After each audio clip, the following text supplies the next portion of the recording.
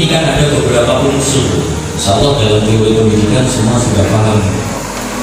Ada beberapa unsur yang menjadi persyaratan supaya pendidikan ini terus berjalan. Yang pertama harus ada murid, peserta didik.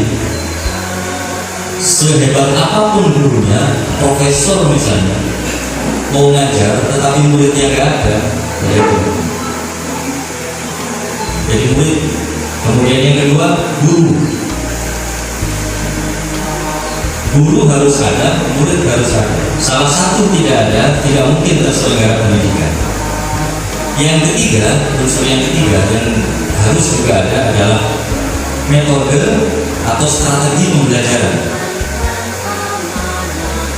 Bagaimana cara guru mengajar, bagaimana membuat anak tertarik pada sebuah pelajaran, ini namanya metode atau strategi.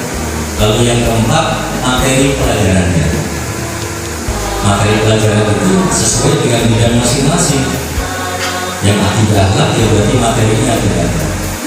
Artinya misalnya di sebuah kelas terjadi atau terlaksana pembelajaran bidang studi atau mata pelajaran akidah akhlak misalnya, maka kita lihat langsung di dalam proses itu ada 4 unsur ini. Ada guru, ada murid, ada metode, dan ada materi. Guru, murid, materi, metode, pembelajaran. Yang pertama murid,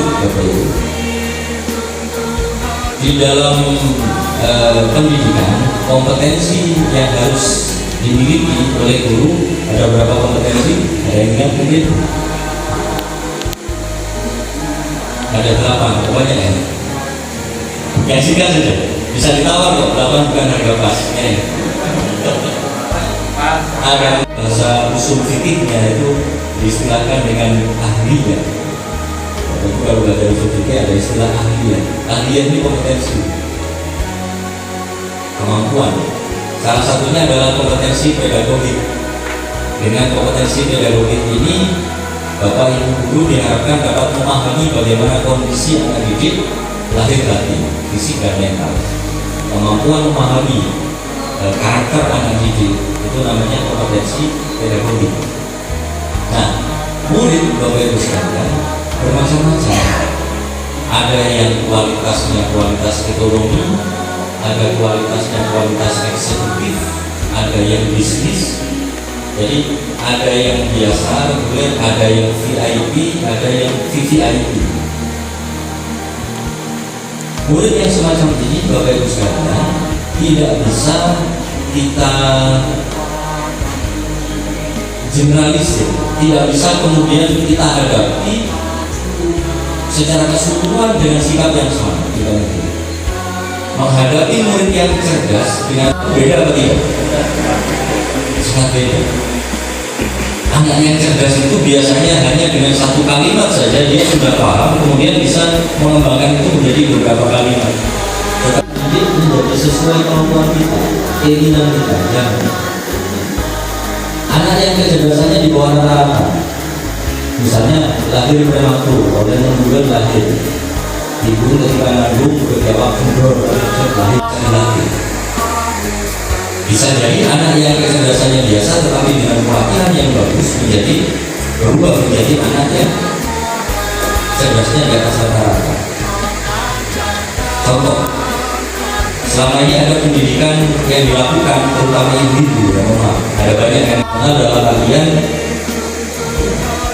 mempersembahkan performa terbaik ketika Bapak Ibu ngajar. Performa itu tampilan. Jadi sebetulnya kalau misalnya ada ujian guru, maka yang kemudian pertama kali jangan kemampuan. Ini orangnya ganteng apa tidak? Orangnya menyenangkan apa tidak kepada murid? Pintar itu nomor sekian. Yang pertama adalah bagaimana dia mampu menguasai kelas dan memberikan suasana yang menyenangkan di kelas. Sepintar apapun tetapi tidak bisa mengkondisikan kelas, hasilnya nol. Jadi performa guru harus kita tahu. Kalau mau ngajar mandi lah Bapak. Ya gosoki kira dulu juga. Ya mandi wa ali wa sohi.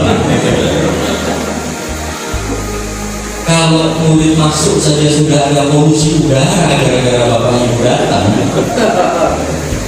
Misalnya kan masuk murid-murid diam semua. Senang itu. Jangankan untuk menerima pelajaran, kumpul dari semua. Performa tampilan. Belum lagi kompetensi yang harus dimiliki tadi. Kompetensi pedagogik, kompetensi personal, kompetensi profesional, dan kompetensi sosial. Ini harus dimiliki betul-betul oleh seorang guru. Sehingga mengendalikan kelas itu mudah. Kalau kelas sudah dikuasai, sudah dikendalikan, materi apapun itu pasti akan masuk. Ya, jadi tampilan itu diperbaiki sebelum sebelum ngajar. Makanya dulu ketika saya ngajar di madrasah, saya dulu juga pernah ngajar begitu. Maka di kantor, di ruang guru itu harus ada cermin besar. Dilihat itu, jadi kalau keluar pasti kelihatan cermin dulu. Saya sudah pantas nggak ada di manusia. Kalau materi kita sudah paket ya, sudah ada bukunya, sudah ada silabusnya, sudah ada RPP-nya, sudah menyampaikan saja. Dan yang terakhir metode ini sangat penting karena materi yang tidak menarik disampaikan dengan metode yang menarik akan menjadi pembelajaran yang menarik juga. Materi yang menarik tetapi disampaikan dengan metode yang tidak menarik, maka pelajaran tidak akan menarik. Bapak Ibu harus mencari metode yang paling pas untuk peserta didik Bapak Ibu kelas. Ya. Carikan metode yang pas untuk mereka, yang kira-kira mereka bisa menerima pelajaran dengan baik. Itu kira-kira seperti apa. Jadi empat ini Bapak Ibu mohon betul-betul diperhatikan.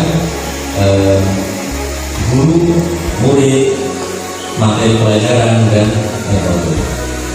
Jadi khusus pembelajaran masih belum ke masalah manajerial madrasah. Untuk manajerial madrasah nanti bisa dilanjutkan dengan